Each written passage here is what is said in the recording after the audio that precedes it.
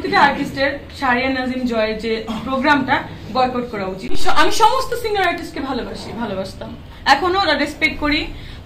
সেক্ষেত্রে সিনিয়র হিসেবে যদি আমি কোনো অন্যায় করি তাকে আমি এক্সট্রিমলি সরি, কিন্তু আমার নিজের একটা মনুষ্যত্ব বোধ আছে, মান সম্মান, সেলফ রেসপেক্ট যেটাকে বলে। আমার সেলফ রেসপেক্টে যদি কেউ আঘাত করে তাকে আমি ছাড়বো না, সেটা আমি আগেও বলেছি।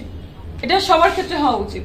একজন বাসার ড্রাইভারের আপনার সেলফ রেসপেক্ট আছে, একজন কাজের বড় সেলফ রেসপেক্ট আছে, সেলফ রেসপেক্ট সবার আছে। সো আমি একজন মানুষ, আমি একজন ডক্টর, একজন আর্টিস্ট, সো আমার তো অবশ্যই আছে।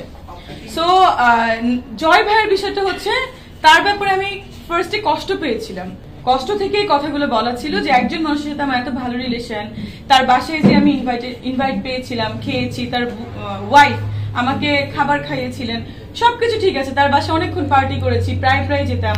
সে আমার অফিসে আসতো, আমার ক্লিনিকে সে বোটক্স বলেন, ফিলার বলেন ট্রিটমেন্ট নিতে চেয়েছিল তার রিঙ্কেলের জন্য। সে আমার সঙ্গে একটা ওয়েব ফিল্ম করতে চেয়েছিল, চ্যানেল আয়ের বলেন, এমনি প্রজেক্ট বলেন। সে আমাকে বলেছিল যে তুমি পারবা, এগুলো করো, তুমি ডিজার্ভ করো, সবই ঠিক আছে। বাট প্রবলেমটা হচ্ছে, সে যখন সাকিবের আমার ইস্যুস দেখলো, হঠাৎ করে সে বললো যে ওই যে একটা মেয়ে আছে না, দেখেছেন তো আপনারা, মানে কি ওনার তো আমাকে, আমি তার ছোট বোন, মনে করেন রিলেশনের কথা আমি ভুলে গেলাম, ছোট বোন। সে আমাকে বলতে পারতো যে আমাদের একজন আর্টিস্ট আছেন মিষ্টি জান্নাত, তাকে দেখলাম সাকিবের একটা ইস্যুস নেই, তো এইভাবে কিন্তু বলতে পারতো কথাটা। সে না বলে ওই যে একটা মেয়ে আছে না, এটা কোনো প্রয়োজন ছিল না। তারপরে আমি যখন তাকে জিজ্ঞাসা করলাম ওই যে একটা মেয়ে আছে না মানে কি, কিছু মানে আমার ভাই ব্রাদারকে জিজ্ঞাসা করলাম, সে আমাকে নিয়ে উল্টা পাল্টা কথা পাঠালো। তখন আমি বললাম যে সে যদি, ইভেন আপনারা দেখেছেন আমি 20 সালে তার একটা প্রোগ্রামে গিয়েছিলাম, 4 বছর পরে।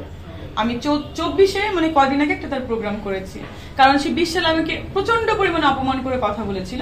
আমি তখন স্টেপ নিতে চেয়েছিলাম, বাট আমার মনে হয়েছে থাক, সে সিনিয়র আর্টিস্ট, সে তার প্রোগ্রামে এইভাবে কথা বলে, ইটস ওকে। বাট সে কিন্তু অনেক বাজে ভাবে কথা বলে। আপনারা দেখেছেন যে আমাদের প্রতিটা শিল্পীকে নিয়ে সে কিভাবে কথা বলে। শুধু তো শিল্পী না, ডিপজল ভাই একবার তার এগেইনস্টে অ্যাটেম্প নিয়েছিল, মৌসুমী আপু সানি ভাইয়া তাকে মারতে গিয়েছিল, থাপ্পড় দিয়েছিল। তারপরে বাপ্পি একবার বলেছিল আপনি বেয়াদব। তারপরে আসিফ ভাই একবার পার্সোনাল রিলেশন নিয়ে বলেছিল। অপু বিশ্বাস দিদি, অপু দিদিও তো একবার তার সাথে অনেক গ্যাঞ্জাম দিদির সঙ্গে। তো আমি বুঝলাম না মানে বিষয়টা কোথায়। এই জন্য আমি বলেছি যে সে যেভাবে কথা বলে, এই কথা বলাটা বন্ধ করা উচিত। এই ট্রেনটাই তো ভালো না, কারণ সে একজন আর্টিস্ট, সে কিন্তু এমন না যে সে একজন অ্যাঙ্কর। সে অ্যাঙ্কর হলেও কিন্তু সে অপমান করে কথা বলতে পারে। সে একজন আর্টিস্ট, সে সবাইকে সম্মান করে বলবে। সে ইভেন কি হলো, মুরাদ ভাইয়া ছিল, তাকে বলতো টাকলা মুরাদ। সে ইকবালকে বলে টাকলা ইকবাল, আপনাকে শোনা যায় বলতে। এভাবে তো কথা বলতে পারেন, কেন বলো? এটা তো ইনডিরেক্ট ভাবে অপমান করা। আমি বলেছি এভাবে ইনডিরেক্ট ভাবে অপমান করার কোনো প্রয়োজন নেই। ইভেন আমাকে সে বলে যে তুমি যে ডাক্তার হয়েছে তোমার সার্টিফিকেট, মানে তাহলে বিএমডিসি আমাকে কি দিল? আমি যে শিকদার মেডিকেলে পড়াশোনা করেছি, মানে বুঝলাম না উনি কি বলে। তারপরে আমাকে বলে, আমি তার প্রোগ্রামে আমার কাজিনকে নিয়ে গেছিলাম, আমার আপন মামাতো ভাই নিয়ে গেছে, বলে যে আপনার সঙ্গে যিনারা এসেছেন ইনারা কেউই আপনার আপন ভাই ব্রাদার না, আপনি এদেরকে সাজিয়ে নিয়ে আসেন, এবং আপনি মানে ব্যাড ইঙ্গিত করে বলছে, মানে তাদের সাথে তার সাথে আমার একটা ব্যাড রিলেশন। তো এটা তো কোনো কথা না।